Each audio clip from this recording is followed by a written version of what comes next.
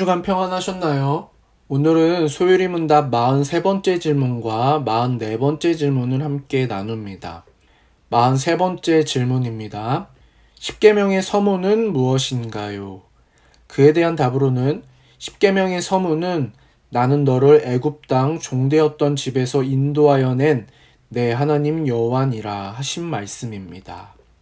44번째 질문입니다. 십계명의 서문이 우리에게 교훈하는 것은 무엇인가요? 그에 대한 답으로는 십계명의 서문이 우리에게 교훈하는 것은 하나님이 주님이시며 우리 하나님이시고 또 구속자이심으로 우리가 마땅히 그의 모든 계명을 지켜야 한다는 것입니다. 근거 성구로는 출애굽기 20장 2절 말씀, 나는 너를 애굽 땅 종되었던 집에서 인도하여 낸 내 하나님 여호와니라. 누가복음 1장 74절에서 75절 말씀, 우리가 원수의 손에서 건지심을 받고 종신토록 주의 앞에서 성결과 의로 두려움 없이 섬기게 하리라 하셨도다. 베드로전서 1장 15절에서 19절 말씀, 오직 너희를 부르신 거룩한 이처럼 너희도 모든 행실에 거룩한 자가 되라.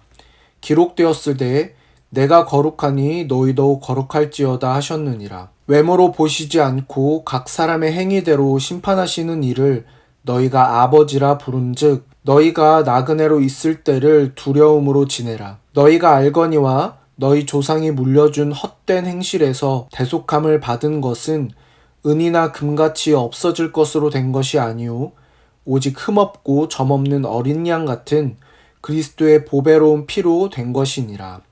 아멘. 오늘 우리는 십계명의 서문에 대해 함께 나눠보고자 합니다. 영어 프레퍼스의 단어의 뜻은 전의, 미리라는 뜻의 접두사 프리와 얼굴을 뜻하는 face가 결합한 단어로서 서문을 뜻합니다. 책의 저자들은 대개 서문을 통해 책의 목적과 주요 내용 등을 소개합니다. 시집 같은 경우에는 시집의 사상을 대표하는 시를 서시라는 이름으로 맨 앞에 둡니다. 널리 알려진 윤동주 시인의 서시도 시집의 첫 시로서 하늘과 바람과 별과 시란 시집에 실린 시들의 전체의 방향과 정서를 대강 알려줍니다. 하나님은 십계명을 나열하기 전에 먼저 서문을 말씀하셨습니다. 이 서문은 본문 전체의 전제와 원리가 무엇인지를 명시해서 이해력을 높여줍니다. 십계명 서문에서 하나님은 나는 너를 애굽 땅 종되었던 집에서 인도하여 낸 내 하나님이니라 라고 말씀하십니다. 이 서문의 의미를 알고 각 계명을 살펴보면 더 깊은 이해를 우리가 얻을 수 있습니다. 오늘은 총 두 파트로 나누어 살펴보고자 합니다. 첫 번째입니다. 통금제도와 법령의 권위.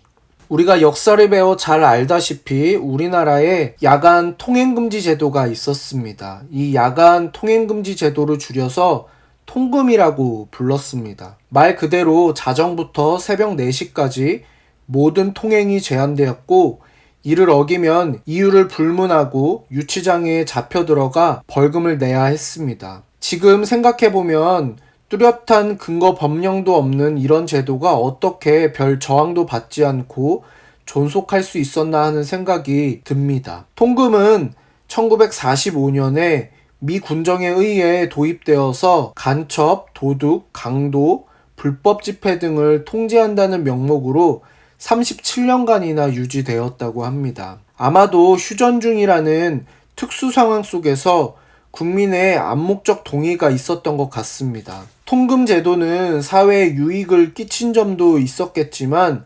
전체적으로는 국민의 인권과 일상적인 자유를 침해하는 나쁜 제도였습니다. 1981년까지 지속된 이 제도가 지금 다시 시행된다면 사람들은 어떤 반응을 보일까요? 식구들이 집에 빨리 들어와서 좋겠다고 생각하는 사람도 있을 것입니다. 하지만 국민 대다수는 큰 거부감을 보이면서 받아들이지 못할 것입니다. 그런데도 부득이하게 통금을 부활시키려면 어떤 요건이 충족되어야 할까요? 첫 번째로 뚜렷한 근거 법령이 마련되어야 합니다. 우리나라의 법령은 아무나 만들지 못하죠. 입법부인 국회에서 정당한 절차에 따라 발의와 심의, 의결을 거쳐야 하고 정부가 이를 공포해야 합니다. 그리고 이 법령은 헌법에 어긋나지 않아야 유지될 수 있습니다. 통금의 근거 법령 또한 권위자들에 의해 합법적으로 만들어져야 합니다.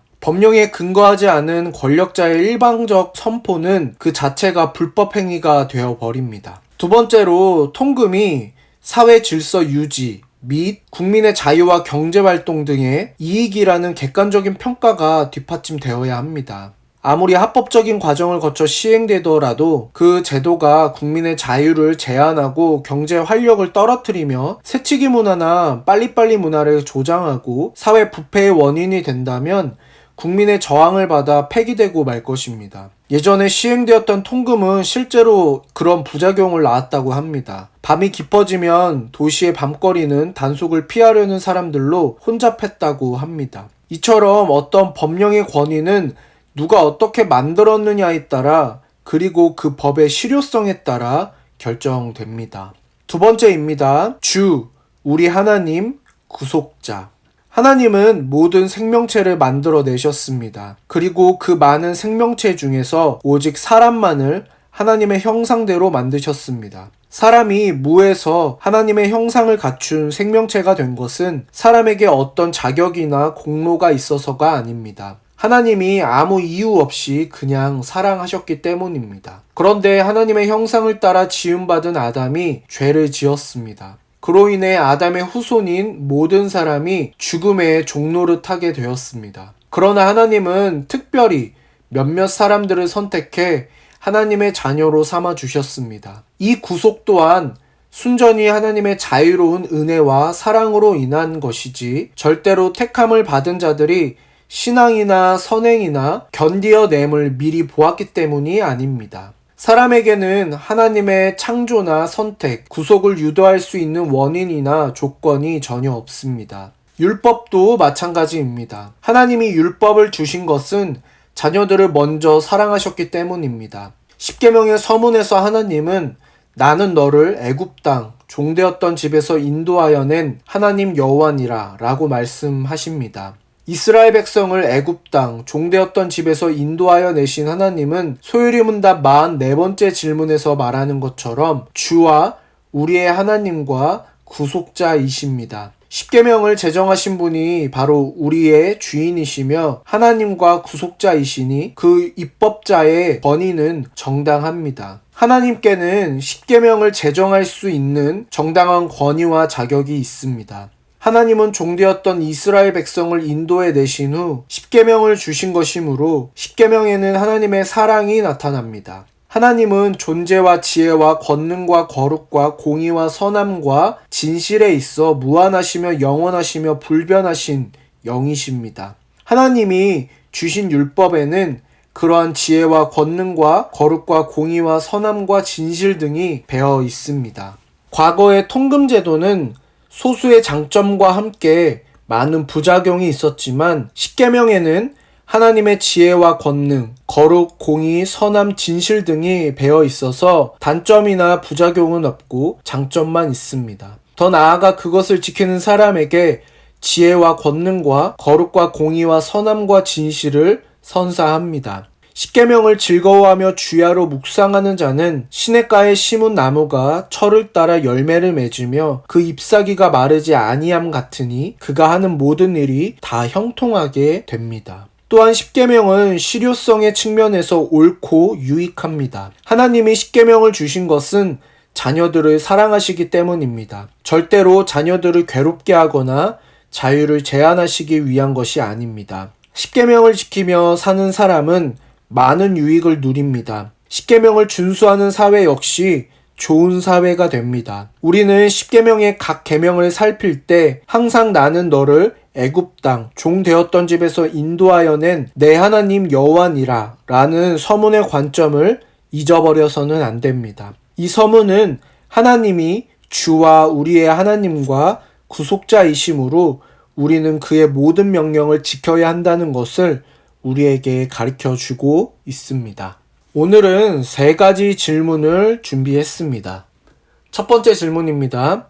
서문과 서시는 무슨 뜻입니까? 십계명의 서문은 무엇입니까? 두 번째입니다. 통금제도에 대해 아는 바를 이야기해 봅시다. 법령의 권위를 결정하는 두 가지 요소는 무엇입니까? 세 번째 질문입니다. 신자에게 십계명은 어떤 권위를 갖는지 생각해보고 각자에게 십계명이 가지는 의미에 관해 이야기해 봅시다. 이상 세 가지 질문입니다. 이 세 가지 질문의 답을 찾아보시면서 여러분의 믿음의 지경이 넓어지시기를 소망합니다.